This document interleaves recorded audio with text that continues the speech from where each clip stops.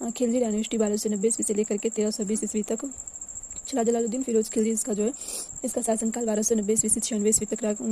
खिलजी वंश के संस्थापक जो है जलालुद्दीन खिलजी था।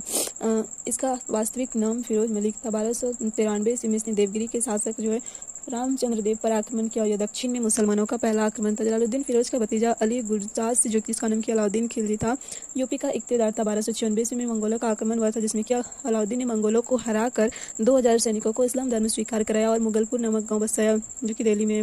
1296 ईस्वी में अलाउद्दीन खिलजी ने जलालुद्दीन खिलजी की हत्या करके दिल्ली का अगला सुल्तान बनाया।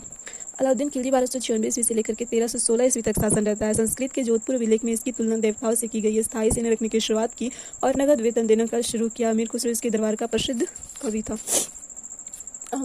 तोता हिंद अमीर खुसरो को कहा जाता है। सितार और तबला की शुरुआत की थी इन्होंने की थी। खड़ी बोली की शुरुआत का श्रेय इन्हीं को जाता है। कव्वाली गायनी का श्रेय इन्होंने इस्लाम धर्म को स्वीकार इसमें इन्होंने कश्मीर को धरती का स्वर्ग कहा।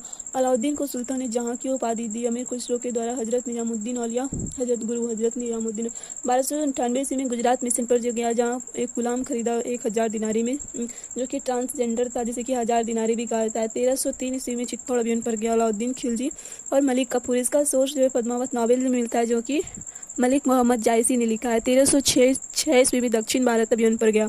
मलिक कफूर राज्य विस्तार करते करते तेलंगाना पहुंचा और तेलंगाना शासक प्रताप रुद्रदेव ने अधीनता स्वीकार कर उसे उपहार में कोहिनूर दिया। दक्षिण भारत विस्तार के बाद सिकंदर ईशानी की उपाधि धारण की। अलेक्जेंडर द्वितीय जज्जा और जकात स्टार्ट के लगाना इनकम का 1/2 जो कि हिंदू को देना होता था, नॉन मुस्लिम टैक्स, और जकात जो है 1/40 अपने आय का देना होता था।